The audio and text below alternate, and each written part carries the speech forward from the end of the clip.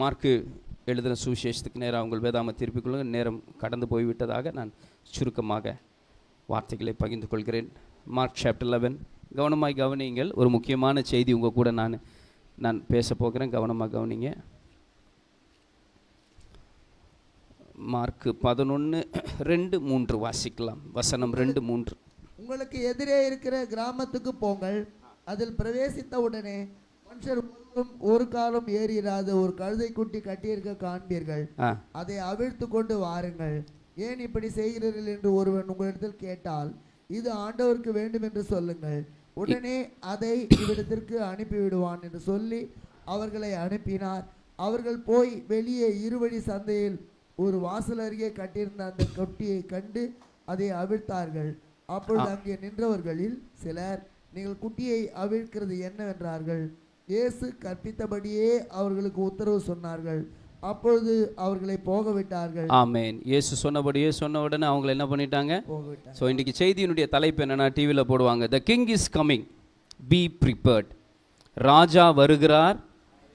அவர் ஏன் கழுதையில் வந்தார்? கழுதையில் வரும்போது ஏன் துணியை விரிச்சாங்க? அதெல்லாம் என்ன அர்த்தம்? அவர் ராஜாவாய் அவருக்கு என்ன பண்ணுறாங்க?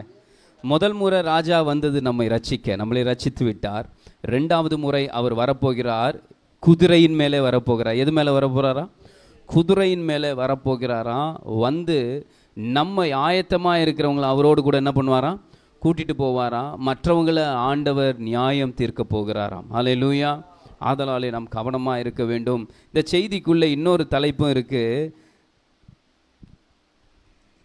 அந்த கழுதையும் கழுத குட்டியும் காண்பீர்கள், அதை அவிழ்த்து கொண்டு வாருங்கள்.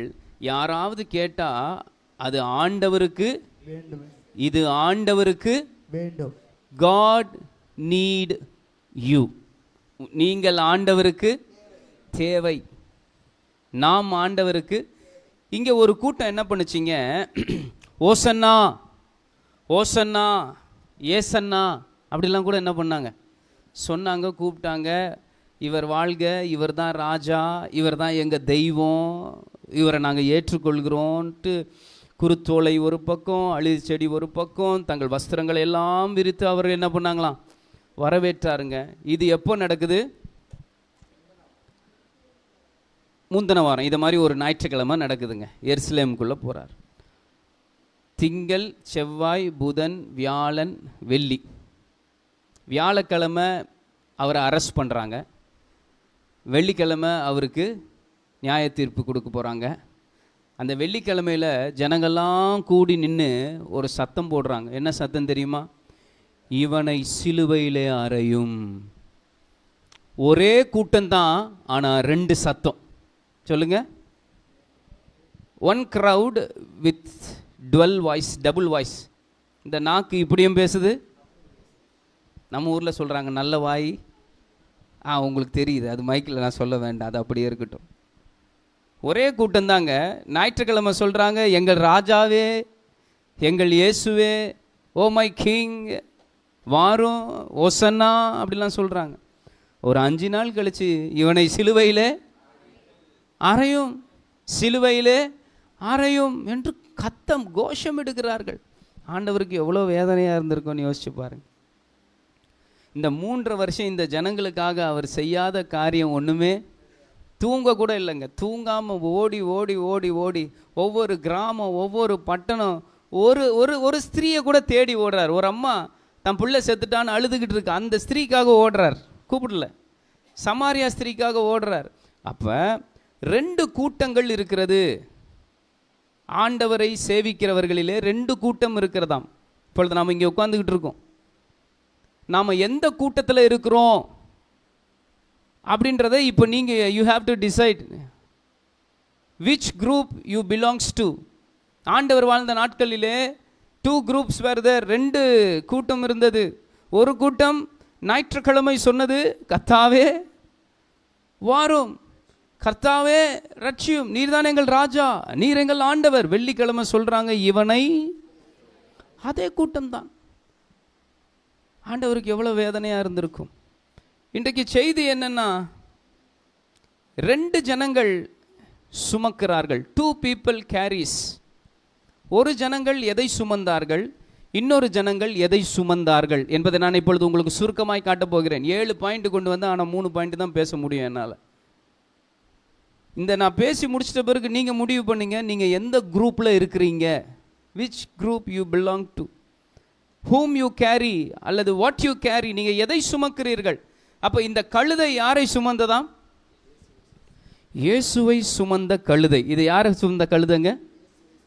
அந்த ஏசப்பா ஏறி உட்கார்ந்தோன்னே அந்த கழுதைக்கு மரியாதையை பாருங்களேன். ரொம்ப மெரிட் அதிகமாகிடுச்சு. உங்கள் வாழ்க்கையில் நீங்கள் ஏசப்பாவுக்கு இடம் கொடுத்துட்டிங்கன்னா உங்கள் வாழ்க்கையை ஓஹோன்னு ஆயிரும்.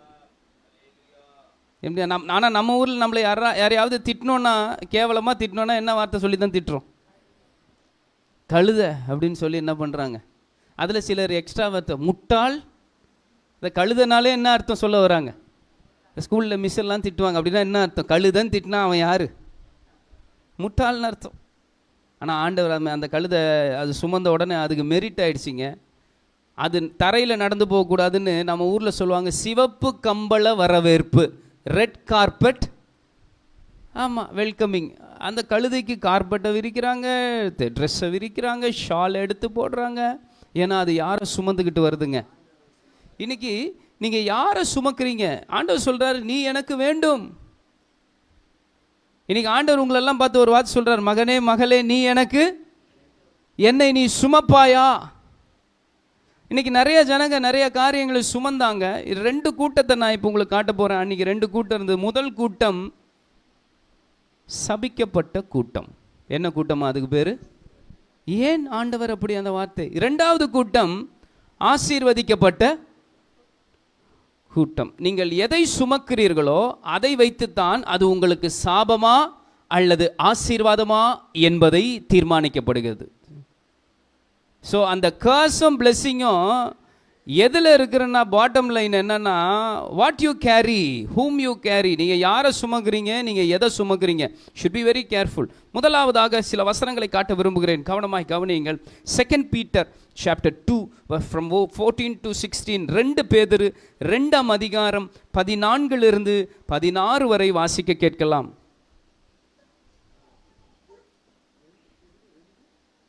2 பேதுரு 2ஆம் அதிகாரம் 14ஆம் வசனம். விபச்சார மயக்கத்தால் நிறைந்தவைகளும் பாவத்தை விட்டு ஓயாதவைகளுமாய் இருக்கிற கண்களை உடையவர்கள், உறுதியில்லாத ஆத்துமாக்களை தந்திரமாய் பிடித்து பொருளாசைகளில் பழகின இருதயத்தை உடைய சாபத்தின் பிள்ளைகள். பைபிள் என்ன சொல்லுதுங்க? சாபத்தின் பிள்ளை. ஒரு கூட்டம் எதை கேரி பண்ணுது? சாபம். விபச்சாரம், அடல்ட்ரி, சின், பாவம், அன்ஸ்டேபிள் சோல். ஆத்துமாவை அடக்க தெரியல, கண்ட்ரோல் இல்லை. கவர்ச்சியஸ் பிராக்டிஸ், பொருளாசைகளை பழகின இருதயம். அப்படிப்பட்டவர்களை பைபிள் என்ன சொல்லுது? Cursed children, accursed children. ஏனென்றால் இவர்கள் சில காரியங்கள் எல்லாம் சுமந்தனாலே இவர்கள் சாபமாய் மாறுகிறார்கள். அதே தான் மத்தேயு பார்க்கிறோம், 25:41 இப்படியாய் சொல்லுகிறது. Matthew chapter 25 verse 41. அப்பொழுது இடது பக்கத்தில் நிற்பவர்களை பார்த்து அவர், லெஃப்ட் சைடுல இருக்கவங்கள பார்த்து அவர் சொன்னாராம், சபிக்கப்பட்டவர்களை என்னை விட்டு பிசாசுக்காகவும் அவன் தூதர்களுக்காகவும் ஆயத்தம் பண்ணப்பட்டிருக்கிற நித்திய அக்கினியிலே போங்கள். லெஃப்ட் சைடுல இருக்கவங்கள பார்த்து ஆண்டவர் என்ன பேர் வச்சு கூப்பிடுறார்? சபிக்கப்பட்டவர்கள். ஏன் சபிக்கப்பட்டு? why Jesus called them as accursed? why? ஏன் அந்த வார்த்தையை சொல்லி கூப்பிடுறார்? பிரிக்கிறார். வெள்ளாடு, செம்மறியாடு, கோட்டு, ஷீப்பு. ஷீப் வந்து பரலோகத்துக்கு போகுது, ரைட் சைடு. கோட்டு, வெள்ளாடு நரகத்துக்கு என்ன பண்ணுது? இந்த நரகத்துக்கு போகிறவங்கள தான் அவர் என்ன சொல்கிறாரு? சபிக்கப்பட்டவர்களே. சரி, இப்போ நான் சிலரெல்லாம் காட்ட போகிறேன். அவங்களாம் சபிக்கப்பட்டவங்களாம் மாறினாங்க. ஏன்னா அவங்க எதை சுமந்தாங்க? அதனால் யூதாஸ் காரியோத். யாருங்க? யூதாஸ். நான் ஃபஸ்ட்டு காலேஜ் போகிறேன், கிறிஸ்டியன் காலேஜ். பிரின்ஸிபல் என்னை கூப்பிட்டார், தம்பி வாங்க அப்படின்னார். சார் சொல்லுங்கள் சார் அப்படின்னு. உங்கள் கிளாஸில் எத்தனை பேர் தெரியுமா அப்படின்னார். சார் தெரியல சார், போனால் தான் தெரியும். தம்பி ஒரு 40 பேர் இது வரைக்கும் என்ரோல் ஆகிருக்கு. சரி சார், இந்த 40 12 பிரிச்சுக்கன்னார். ஏன் சார்ன்னு? ஒவ்வொரு 12லேயும் ஒரு யூதாஸ் இருப்பான், கவனமாக இருந்துட்டார். ஒவ்வொரு 12லேயும் ஒரு யூதாஸ் இருப்பான், என்ன பண்ணு? அவர் சொன்னார், மேபி அந்த யூதாஸ் நீயா கூட இருக்க வாய்ப்பு இருக்குது, ரொம்ப கவனமாக இரு அப்படின்னார். என் கிளாஸில் போயிட்டு இயேசு கிறிஸ்து 12 பேரை தேர்ந்தெடுத்தார். அதில் ஒரு சீஷனுடைய பெயர் யூதாஸ். அவன் ஆண்டவர் சொல்லியும் தெரிந்தே பிசாசு அவனுக்குள்ளே புகுந்தது, அவன் இடம் கொடுத்துட்டான். he gave room for Satan.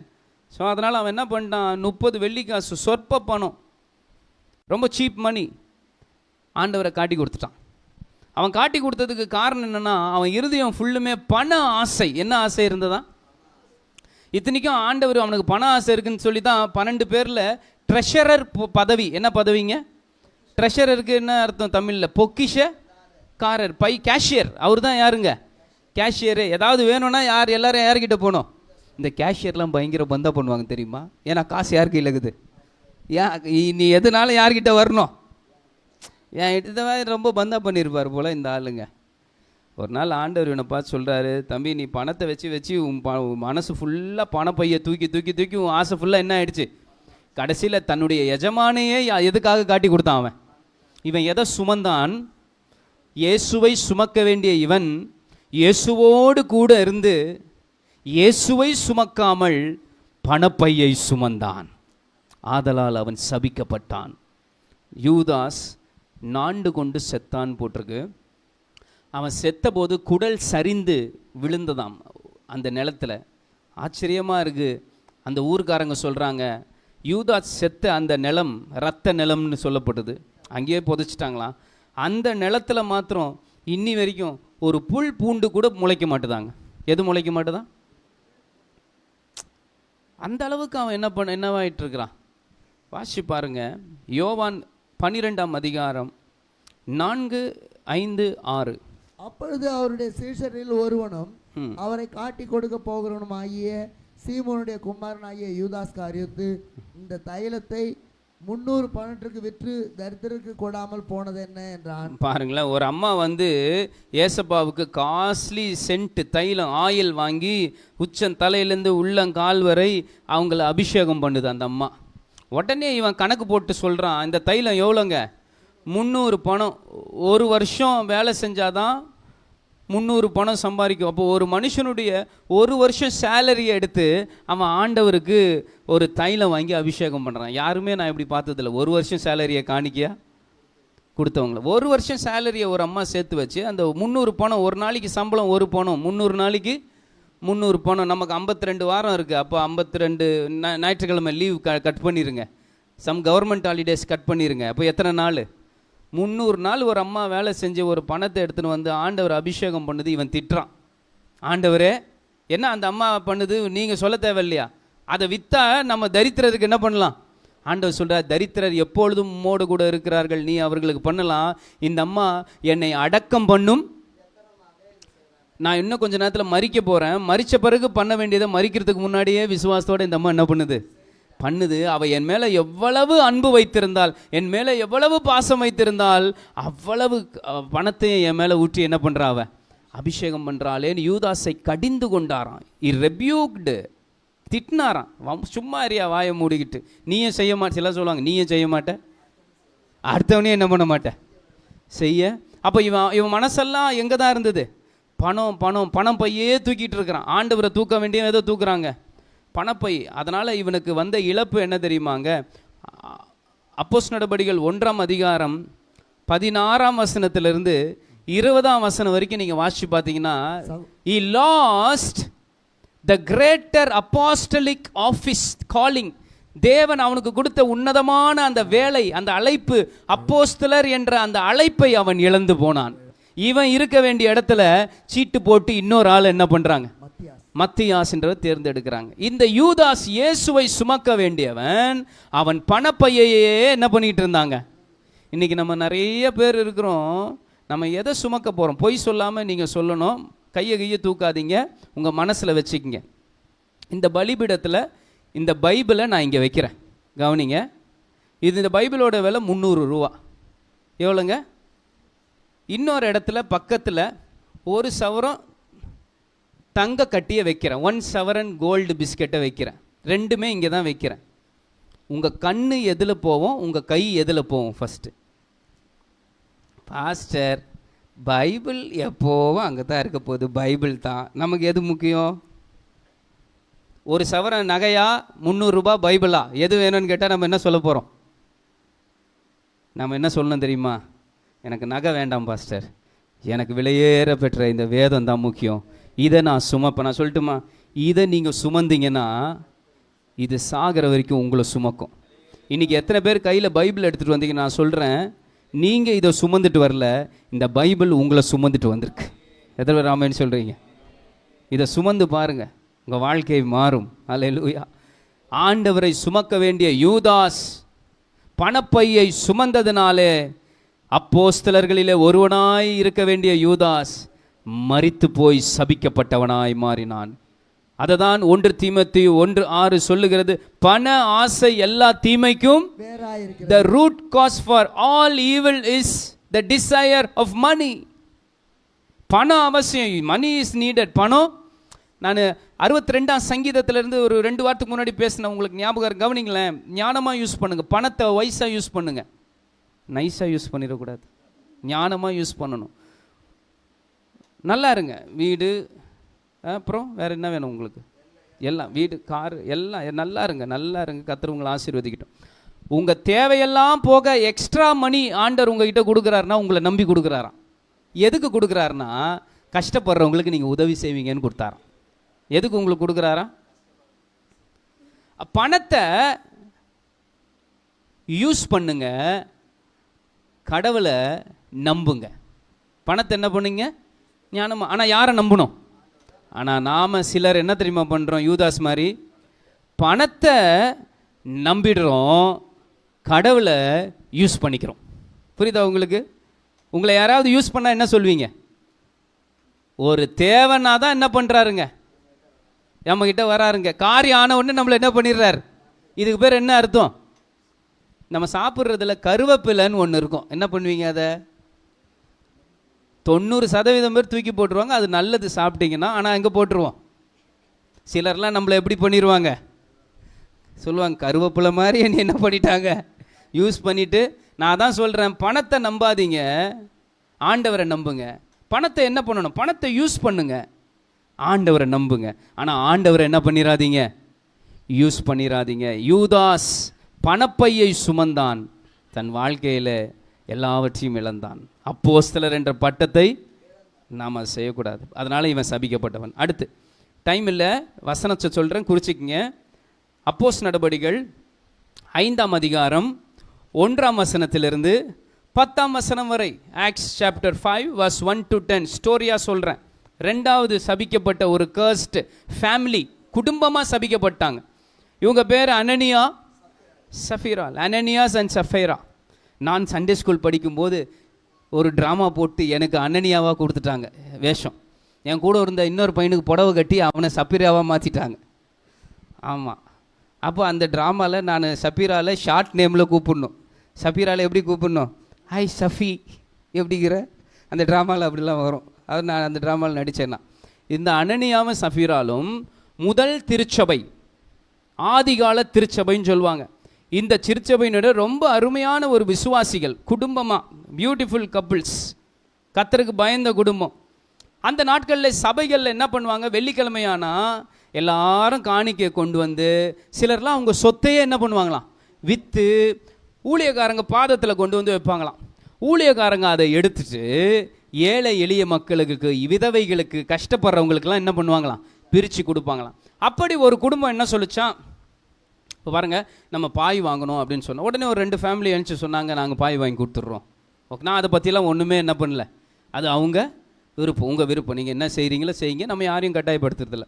அப்போ பாருங்கள், அவங்க சொன்னாங்க, பாஸ்டர் அடுத்த ஞாயிற்றுக்கிழமை நாங்கள் வந்து எங்கள் சொத்தை விற்று பணத்தை கொண்டு வந்து உங்கள் கிட்டே கொடுத்துட்றோம், நீங்கள் அதை ஏழைங்களுக்கு பிரித்து என்ன பண்ணிடுங்க, கொடுத்துருங்க. உடனே சண்டே சர்வீஸ் நடக்குது.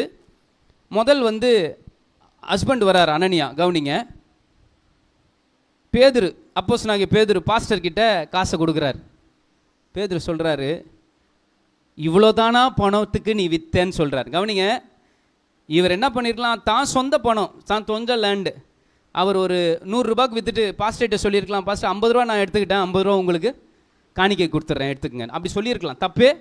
அவர் என்ன தெரியுமா சொன்னார், 100 ரூபாய்க்கு லேண்டை விற்றுட்டு பாஸ்டர்கிட்ட வந்து சொல்கிறாரு, 50 ரூபாய்க்கு தான் விற்றேன் பாஸ்டர், அந்த 50 ரூபாவையும் உங்களுக்கே கொடுத்துட்றேன். பாஸ்டர் முதல்ல பா எவ்வளோ அருமையான மனுஷன் நீ அப்படின்னு ஆவியானவர் சொல்கிறார், அவன் பொய் சொல்லுகிறான். அவன் என்ன சொல்கிறான்? உடனே பேதுரு சொல்கிறாரு, பரிசுத்த ஆவியானவரிடத்திலே பொய் சொல்ல நீங்கள் எப்படி துணிந்தீங்க? நீ வரும்போதே pack of lies is carrying. எதை சுமந்துக்கிட்டு வராரு? ஆண்டவர்கிட்ட பொய் சொல்லக்கூடாதுங்க.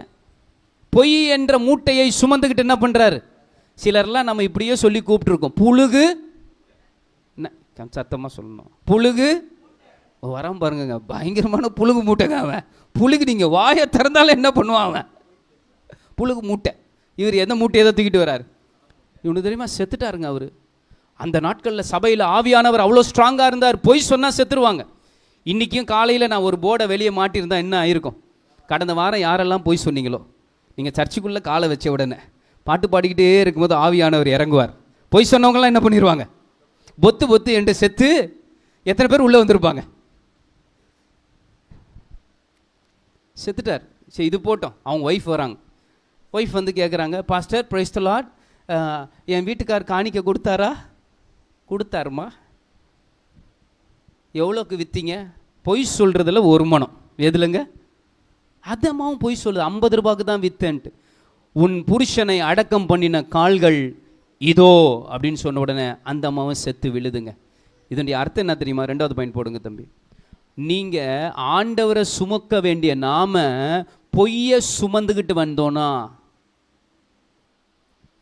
பரலோகத்துக்கு போகிற அந்த ஆசீர்வாதத்தை குடும்பமாக இழந்து போனார்கள்.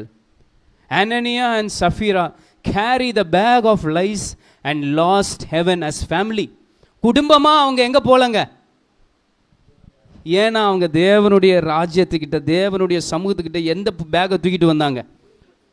நாங்கள் அப்படி இருக்கக்கூடாது. ஆண்டவரை சுமக்கிற நாம் எதை சொல்லக்கூடாது?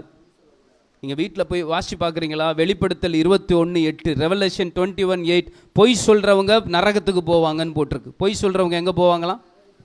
நரகத்துக்கு போவாங்கன்னு அப்படியே போட்டிருக்குங்க. அதில் பயப்படுறவர்களும் அவிசுவாசிகளும் அருவருப்பானவர்களும் கொலைபாதகரும் விபச்சாரக்காரரும் சூனியக்காரரும் விக்கிரக ஆராதனைக்காரரும் பொய்யர் அனைவரும் 2ஆம் மரணம் ஆகிய அக்னியும் கந்தகமும் எரிகிற. பொய்யர் எங்க போவாங்களாம்?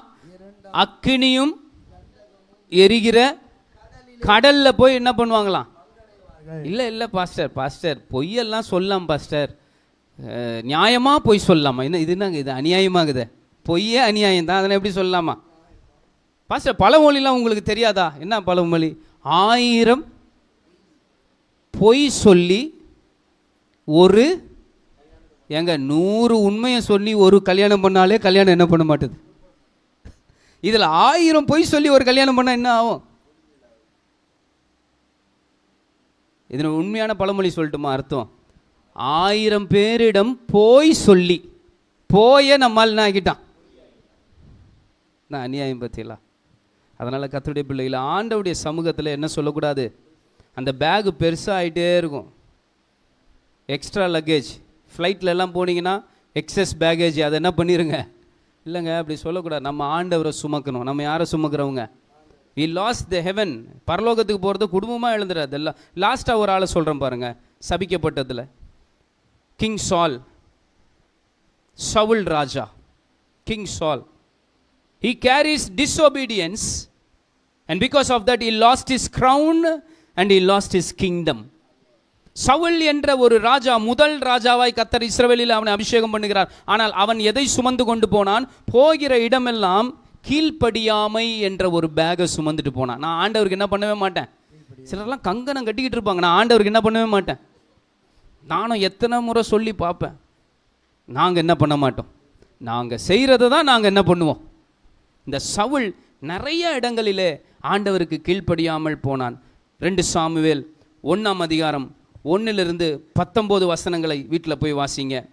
அதுக்கப்புறம் 1 சாமுவேல் 15ஆம் அதிகாரம் 10-11 வசனங்களை வாசிச்சு பாருங்க.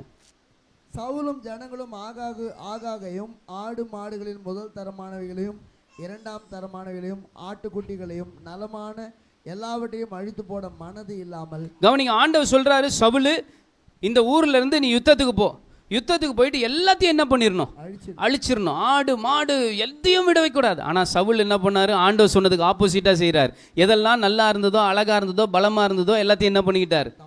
ஆனால் இந்த ஊர்லேருந்து ஒருத்தன் வந்து தான் கடைசியாக சவுலை பட்டயத்தினால உருவி என்ன பண்ணான், குத்தி போட்டான். டிஸ்ஒபீடியன்ஸ் பைபிள் சொல்லுது, வாசிங்க. கொலேசையர் 3:6 வாசியுங்கள். கொலேசியன்ஸ் 3:6. இவைகளின் பொருட்டே கீழ்ப்படியாமையின் பிள்ளைகள் மேல் தேவ கோபாக்கினை வரும். கீழ்ப்படியில்னா கவனிங்க, the wrath of God comes on the children of disobedience. இயேசுவை சுமக்கிற நாம் கீழ்ப்படியாமை, disobedience என்ற பேகை சுமந்தோனா வேதம் சொல்லுது, நீங்க அநேக இழப்புகள். அவன் தன் ராஜ்யத்தை இழந்தான், தன் ராஜ மேன்மையை இழந்தான். நாம் அப்படி இருக்க, அதனால இவங்க சபிக்கப்பட்டவர்களாக என்ன பண்ணாங்க. இது ஒரு 3 கூட்டம். இப்போ ஆசீர்வதிக்கப்பட்ட கூட்டத்தை நான் இப்போ என்ன பண்ண போகிறேன், உங்களுக்கு சொல்ல போகிறேன். இயேசுவை சுமந்த போகிறேன். என்ன வாசிக்கலாம், வேகமாக சொல்லி முடிக்கிறேன். 1 பேதுரு 3:14, 1 Peter 3:14. நீதி நிமித்தமாக நீங்கள் பாடுபட்டால் பாக்கியவான்களாக இருப்பீர்கள். என்னவா இருப்பீங்களாங்க, ஆண்டவரை சுமந்தீங்கன்னா நீங்க எப்படிப்பட்டவங்களா இருப்பீங்களா. ஆண்டவருக்காக பாடுகள் அனுபவித்தா நீங்க எப்படி இருப்பீங்களா. If you suffer for righteous sake you will be blessed. ஆண்டவருக்காக நீங்க, பைபிள் சொல்லுது மத்தேயு 25:34, Matthew 25:34. அப்பொழுது ராஜா தமது வலது பக்கத்தில் நிற்பவர்களை பார்த்து, வாருங்கள் என் பிதாவினால் ஆசீர்வதிக்கப்பட்டவர்களே. பாருங்க, இதுக்கு முன்னாடி பார்த்தோம், இடது பக்கத்தில் இருக்கிறவங்களை பார்த்து சொன்னா சபிக்கப்பட்டவர்கள், வலது பக்கத்தில் இருக்கவங்களை பார்த்து இப்ப சொல்றார் ஆசீர்வதிக்கப்பட்டவர்கள். ஹல்லேலூயா. அப்போ கவனிங்க, ஆண்டவரை பாருங்க, டைம் இல்லை, குறிச்சிக்கிங்க, வீட்டில் போய் வாசிங்க. மார்க் 15:21-22. சிரேனே ஊரானும் அலெக்சாந்தரும் ரூப்புக்கும் தகப்பனாகிய சீமோன் எனப்பட்ட ஒருவன் நாட்டிலிருந்து அவ்வழியே வருகையில் அவனை பலவந்தம் பண்ணினார்கள். சிரேனே ஊரானாகிய சைமோன் of சைரேன் carried the cross for Christ to Golgotha, so he blessed. அந்த பாயிண்ட் பாருங்க. சிரேனே ஊரானாகிய சீமோன் இயேசுவினுடைய சிலுவையை இயேசுவுக்காக கொல்கதா மட்டும் கூட கொஞ்சம் தூரம் சுமந்துட்டு என்ன பண்ணாராம், வந்தார். வேதம் சொல்லுது, அவரும் அவர் குடும்பமும் ஆசீர்வதிக்கப்பட்டார்கள். அதுக்கப்புறம் பார்த்தீங்கன்னா பவுல் இவங்க வீட்டில் போய் தான் சுவிசேஷத்தில் ஒரு மையமாக இடத்தமா வச்சு இவங்க வீட்டில் தான் ஊழியத்துக்கு பெரிய சப்போர்ட்டாக இருந்தாங்க. இவர் எதை சுமந்தாராம், நீங்கள் ஆசீர்வதிக்கப்படணும்னா நம்ம எதை சுமக்கணும், ஆண்டவுடைய சிலுவை என்றால் என்னங்க, பாடுகள். அவரோடு கூட பாடுபட்டால் அந்த பாடுகள் உங்களை ஆசீர்வாதம் உள்ள மனுஷர்களாய் மாற்றும். ஹல்லேலூயா. சிரேனே ஊரானாகிய சீமோன் ஆண்டவராகிய இயேசுவை என்ன பண்ணாருங்க, சுமந்தார். அந்த சிலுவை என்ன பண்ணாருங்க, சிலுவை என்றால் என்ன, தியாகம். சிலுவை என்றால் என்ன, பாடுகள். ஆண்டவருக்காக நீங்கள் பாடுபட்டா, கஷ்டப்பட்டா, நிந்திக்கப்பட்டா 100 தனையா இல்லைங்க 1000 தனையா கர்த்தர் உங்களை ஆசீர்வதிப்பாராம். ஹல்லேலூயா. இந்த மனுஷன் எதை சுமந்தாராம், சிலுவையை சுமந்து ஆண்டவருடைய ஆசீர்வாதத்தை பெற்றுக்கொண்டார். எபிரேயர் 13:13 இப்படியாய் சொல்லுகிறது, ஆகையால் நாம் அவருடைய நிந்தையை சுமந்து பாளையத்துக்கு புறம்பே அவரிடத்திற்கு புறப்பட்டு போக கடவோம். அவ்வளோதான். அவரை நீங்கள் சுமந்தீங்கன்னா உங்கள் வாழ்க்கையில் பெரிய ஆசீர்வாதத்தை கர்த்தர் உங்களுக்கு தருவார். ஹல்லேலூயா. எத்தனை பேர் அந்த சிலுவையை சுமக்க ஆயத்தமாக இருக்கிற இந்த காலை வேளையில் அந்த சிலுவையை சுமந்தால் உங்கள் வாழ்க்கை ஆசீர்வாதமாய் மாறும். 2வது ஒரு அம்மா, இந்த அம்மா பேர் சமாரியா ஸ்திரீ, பேர் என்ன பண்ணல, கொடுலங்க. யோவான் 4:28-31 வரைக்கும் நீங்கள் வீட்டில் போய் வாசிச்சு கொள்ளுங்க. யோவான் 4, John's gospel chapter 4 from verse 28-31. இந்த அம்மா தண்ணி எடுக்க வருதுங்க. பகலில் தண்ணி எடுக்க அதிகாலையில் தான் வருவாங்க. இந்த அம்மா தன்னுடைய ஊர் சமாரியா, அந்த ஊர்லேருந்து ஒதுக்கப்பட்ட ஒரு ஸ்திரீயாய் காணப்படும். ஏன்னா இந்த அம்மாவுடைய வாழ்க்கை சரியில்லை. அந்த அம்மா கிட்ட ஆண்டவர் பார்த்த உடனே சொல்கிறாரு, உனக்கு எத்தனை புருஷன், 5 புருஷன். இப்போ நீ இருக்கிறதும் உன்னுடைய புருஷன். நிறைய பேர் இந்த அம்மாவை என்ன பண்ணியிருக்கிறாங்க, ஏமாத்திருக்காங்க. சமுதாயத்தில் ஒதுக்கப்பட்டவள். இவளை கிட்டத்தட்ட விபச்சாரி என்ற பட்டம் கட்டி இந்த அம்மா என்ன பண்ணியிருக்காங்க, ஒதுக்கி இருக்கிறாங்கங்க. இந்த அம்மாவை பார்க்க தான் ஏசப்பா அன்னைக்கு வந்தார். வந்து அந்த அம்மாவுக்கிட்ட அவரை பற்றி சொல்கிறார். சொன்ன உடனே அந்த அம்மாவுக்கு ஒரு வெளிப்பாடு, நீர் தான் மேசியா. நீர் தான் யாருங்க. உடனே அந்த அம்மா எதை பற்றியும் யோசிக்காமல் ஊருக்குள்ளே ஓடி போய், நான் மேசியாவை கண்டேன். நான் யாரை பார்த்துட்டேங்க, ஏசப்பாவை பார்த்துட்டேன், அவர் தான் ரட்சகர். யாரும் அந்த அம்மாவை அவ்வளோ சீக்கிரம் நம்பி இருக்க மாட்டாங்க. ஏன்னா அந்த அம்மா வாழ்க்கை எப்படி இருக்குது. ஆனால் கர்த்தர் அந்த அம்மா வாழ்க்கையை மாற்றி அந்த சுவிசேஷத்தை அந்த அம்மா சுமந்துட்டு போகும்போது அந்த ஊரே நம்பி, அந்த ஊரே ஆண்டவர் என்ன பண்ணிச்சாங்க, ஏற்றுக்கொண்டது. பாருங்கள், அந்த பாயிண்ட் போடுங்க தம்பி. 2வது பாயிண்ட். இந்த மாதிரி யாரை சுமந்தாங்களாம் கவனிங்க. சுவிசேஷத்தை, she carried the divine gospel to our village. அவருடைய பட்டணத்துக்கு தெய்வீக சுவிசேஷத்தை என்ன பண்ணாலாம்? சுமந்து சென்றால். இன்னைக்கு நீங்க எதை சுமக்கணும்? 2வதுங்க, சுவிசேஷத்தை சுமப்பீங்களா? பைபிள் சொல்லுது, சுவிசேஷத்தை சுமந்து வருகிற பாதங்கள், ஆண்டவர் முகத்தை பார்க்க மாட்டார். ஆண்டவர் எதை பார்ப்பார்? உங்கள் பாதம் சுவிசேஷத்தை சுமந்து செல்கிற பாதமாக இருந்தால் உங்களை கர்த்தர் ஆசீர்வதிக்கப்பட்டவர் என்று சொல்கிறார். இந்த சமாரியா ஸ்திரீ, அந்த அம்மாவை வாழ்க்கையில் அவ்வளோ பிரச்சனை, அத்தனை பேர் அந்த அம்மாவை அத்தனை முறை ஏமாற்றி இருக்கிறாங்க. ஆனால் அந்த அம்மா எதை சுமந்து கொண்டு போனார்கள்? இன்றைக்கி உங்களுக்கு எவ்வளோ பிரச்சனை இருந்தாலும் பரவாயில்லைங்க, ஆண்டவருடைய சுவிசேஷத்தை நீங்கள் சுமந்துட்டு போங்க. கர்த்தர் உங்களையும் உங்கள் குடும்பத்தையும் ஆசீர்வதிப்பார். அவளை ஆசீர்வதிக்கப்பட்டவளாய் இந்த அம்மா எதை சுமந்தாங்கங்க?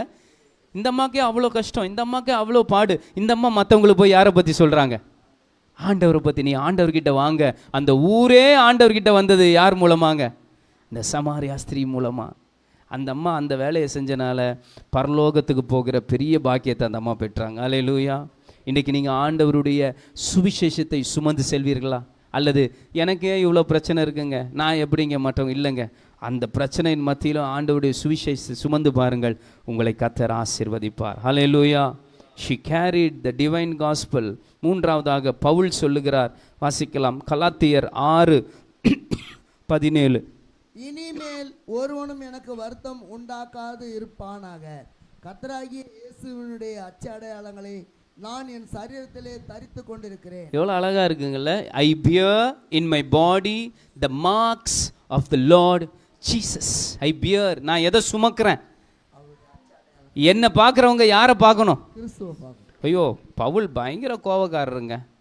குதிரையில் ஏறி உட்கார்ந்து கிறிஸ்தவர்களை தலை மயிரை பிடித்து தரன்னு இழுத்துட்டு போய் கொள்ளுவாராம். அப்படிப்பட்ட ஆள் த பர்சிக்யூட்டர்.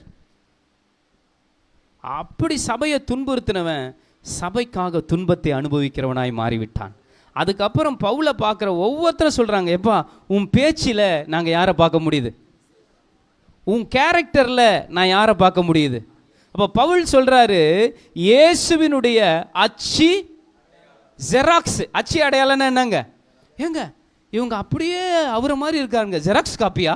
என்ன காப்பி பாருங்களேன். முதல்லாம் வாழை இலையில சோறு போடுவாங்க. இப்போ வாழை இலையை ஜெராக்ஸ் எடுத்து பேப்பரில் போடுறான். வாழை இலையை என்ன எடுத்துட்டா? ஜெராக்ஸ் எடுத்த மாதிரியே இருக்குது. பார்த்தீங்களா, இப்போல்லாம் வாழை இலை கிடையாது. எது வருது? வாழை இலை மாதிரியே என்ன வருது? பேப்பர் வருது. பாருங்க, உங்களையும் என்னையும் பார்க்குறவங்க இதுக்கு முன்னாடி எப்படி பார்த்தாங்கன்னு தெரியாது. ஆனால் இனிமேல் உங்களையும் என்னையும் பார்க்குறோம். நாங்கள் எதை சுமக்கிறோம்? இயேசுவினுடைய அச்சு அடையாளங்களை எங்கள் சரீரத்தில், நம்முடைய பேச்சு, நம்முடைய நடக்கை, நம்முடைய வாழ்க்கை, நம்முடைய பார்வை. மன்னித்துக் கொள்ளுங்கள், உடனே பாஸ்டர் நிறைய படம்லாம் பார்ப்பார்னு நினச்சிடாதீங்க. முன்னாள் முதல்வர் எம்ஜி ராமச்சந்திரன், எம்ஜிஆர் ஐயா அவர்கள், அவரை குறித்த ஒரு பாட்டு. 3 எழுத்தில் என் பேர் இருக்கும். அது முடிஞ்ச பின்னாலும் என் பேச்சு, என்ன பேச்சு? நல்ல பேச்சா கெட்ட பேச்சா? அதான் முக்கியம். அதான் நான் சொல்கிறேன், நம்முடைய வார்த்தையை விட நம் வாழ்க்கை பேசும். என்ன பேசுங்க? எதை விட? வார்த்தையை விட. அப்போ நம்ம எதை சுமக்கணும்? பவுல் சொல்கிறாரு, I carry the mark of Jesus in my body. நம்ம சரீரத்தை வேற ஒன்று எதையும் என்ன பண்ணக்கூடாது? நம்ம எக்ஸ்ட்ரா ஆல்ட்ரேஷன்னா என்ன பண்ணக்கூடாது? பண்ணக்கூடாது. ஆண் ஆணாக தான் இருக்கணும், ஆண் பெண்ணாய் மாற. இன்றைக்கி அது ஒரு பெரிய பிரச்சனையாக போயிட்டு நம்மளுடைய சமுதாயத்தில். பெண் பெண்ணாய் தான் இருக்கணும், பெண் என்னவோ மாறக்கூடாது, ஆணாக மாறக்கூடாது. நாம் ஆண்டவரை சுமக்கிற சந்ததிகள். அல்லேலூயா. நம்முடைய பேச்சு, நம்முடைய பார்வை, நம்முடைய நடக்க, நம்முடைய வாழ்க்கை, எதை பார்த்தா நம்மளை பார்த்து என்ன சொல்லணுங்க? ஏங்க இவங்க ஆண்டவருடைய, எப்படி சொல்கிறீங்க? அவங்க பேச்சு யாரை காட்டுது? ஆண்டவரை காட்டுது. இவங்க ஆண்டவருடைய பிள்ளைங்க. எப்படி சொல்கிறீங்க? அவங்க வாழ்க்கையை பாருங்களேன். ஏசப்பா நடந்த மாதிரியே அவங்களே என்ன பண்ணுறாங்க? நான் சொல்கிறது கேட் வாக்கு, அந்த வாக்கு என்ன சொல்கிறாங்க, அந்த ரேம்ப் வாக்கு, அந்த வேக்க சொல்லல. வாழ்க்கை, நம்ம கேரக்டர். நம்ம ஊரில் சொல்கிறாங்க ஆள் பாதி அப்படின்னா என்ன அர்த்தம்? கேரக்டர். பவுல் சொல்கிறாரு, என்னை பார்க்குறவங்க என் ஆண்டவரை பார்த்தார்கள். அதனால் நீங்கள் எந்த குரூப்பில் இருக்கிறீங்கன்றதை இப்போ முடிவு பண்ணுங்கள். நான் சொன்ன ஃபஸ்ட்டு குரூப் என்னெல்லாம் சுமந்தாங்க? கீழ்ப்படியாமை, பொய், அப்புறம் பணம், அதை சுமக்கிறோமா? இல்லை, நாம் சுவிசேஷத்தை சுமக்க போகிறோமா? அல்லேலூயா. ஆண்டவரை சுமக்க போகிறோமா? நம்ம ஆண்டவருடைய அச்சு அடையாளங்களை சுமக்க போகிறோமா? ஆண்டவருடைய மகிமையை சுமக்க போகிறோமா? நான் நிறைய காட்டலாம், எனக்கு டைம் இல்லை. 2 வாசல் இருக்குங்க இந்த உலகத்தில். ஒன்று நரகம், கேட்டுக்கு போகிற, இன்னொன்று பரலோகத்துக்கு செல்லும் வாசல். நீங்கள் வீட்டில் போய் வாசிங்க, வெளிப்படுத்தல் 4:1, மத்தேயு 5ஆம் அதிகாரம் 10-12, கேட் ஆஃப் ஹெவன், ஆசீர்வதிக்கப்பட்டவர்கள் அங்கே போவாங்க. 2வது ஏசாயா 38:10, மத்தேயு 8:12, சபிக்கப்பட்டவர்கள் நரகத்தின் வாசலுக்கு என்ன பண்ணுவாங்க? அன்றைக்கு அந்த ஆட்டுக்குட்டி இயேசுவை சுமந்தது. 2 கூட்டம், இயேசுவே ராஜான்னு சொல்கிறாங்க. அதே 5 நாள் கழித்து என்ன சொல்கிறாங்க? இவனை சிலுவையில் which group we belong to, நாம் எந்த குரூப்பில் இருக்க போகிறோன்றதை நீங்கள் முடிவு பண்ணுங்கள். ஆசீர்வதிக்கப்பட்டவர்களா அல்லது சபிக்கப்பட்டவர்களா? இயேசுவை சுமப்போம், பரலோகவாசிகளாய் மாறுவோம், ஆசீர்வதிக்கப்பட்ட வாழ்க்கைக்கு நேராய் கடன் செல்வோம். கண்களை மூடி நாம் செபிக்கலாம். பரலோக பிதாவே, இன்றைக்கு இந்த குருத்தோலை ஞாயிறில் நாங்கள் உம்மை சுமக்க போகிறோம் என்ற தீர்மானம் நீங்கள் எடுப்பீங்களா? ஒரு decision. Lord, I am going to carry, I am going to bear your marks in my body. என் சரீரத்தில் வேறு எந்த மார்க்கும் இருக்காதுப்பா, நான் ஆண்டவரை சுமக்க போகிறேன். ஆண்டவருடைய காஸ்பல் சுவிசேஷத்தை நான் சுமக்க போகிறேன். ஆண்டவரே, நீங்கள் அப்படி ஒரு வைராக்கியத்தோடு இருந்து பாருங்கள். கர்த்தர் உங்கள் வாழ்க்கையை பெரிய ஆசீர்வாதம் உள்ள ஒரு மனுஷனாக ஆண்டவருடைய சிலுவையை நான் சுமக்க போகிறேன். I am going to carry the cross of Christ for Christ. ஆண்டவருக்காக நான் சிலுவையை, பாடுகளை அனுபவிக்க போகிறேன். I am ready. பாடுகளை அனுபவிக்கிறவர்கள் பாக்கியவான்கள், ஆசீர்வதிக்கப்பட்டவர்கள். இந்த நாளிலே இந்த பந்தியிலே பங்கு பெற போகிற கர்த்தருடைய பிள்ளைகளே, இந்த பந்தி உங்களுக்கு ஆசீர்வாதமாக இருக்கணும்னா நீங்கள் சொல்லுங்கள், ஆண்டவரே நான் உம்மை சுமப்பேன். ஆண்டவரே, I am going to carry you O God. Hallelujah. எல்லாரும் அப்படியே எழுந்து நின்று டிவியில் இந்த அறிக்கையை போடும்போது அந்த அறிக்கையை வாசித்து விட்டு பிறகு நாம் கர்த்தருடைய பந்திக்கு நேராக மூழ்கி ஞான ஸ்நானம் எடுத்து ஆண்டவரோடு நல்ல உறவில் இருக்கிறவர்கள் நல்ல ஜெபத்தோடு நீங்கள் இந்த பந்தியில் பங்கு பெறுங்க. இந்த பந்தி உங்களுக்கு ஆசீர்வாதமாக இருக்கும். சேர்ந்து வாசிக்கலாம். டிவியில் அந்த அறிக்கை வருகிறது. அன்புள்ள கர்த்தராகிய இயேசுவே, நான் சிலுவை உம்மிடம் வருகிறேன். சிலுவையிலே நீர் எனக்காக செய்த அனைத்தையும் நினைவு கூறுகிறேன். என்னை மிகவும் நேசித்ததுக்கு நன்றி. நீர் எனக்காக பரலோகத்தை விட்டு இறங்கி என்னுடைய முழுமையை உம்முடைய உடலை உடைக்க அனுமதித்ததுக்கு நன்றி. நான் பங்கு பெறும்போது, சேர்ந்து வாசிக்கலாம் எல்லாரும். உயிர் செழுதல், வாழ்வு, ஆரோக்கியம் மற்றும் வலிமையை பெறுகிறேன். உமது அருளால் என் வாழ்நாள் முழுவதும் என் கண் மங்காது என் பலன்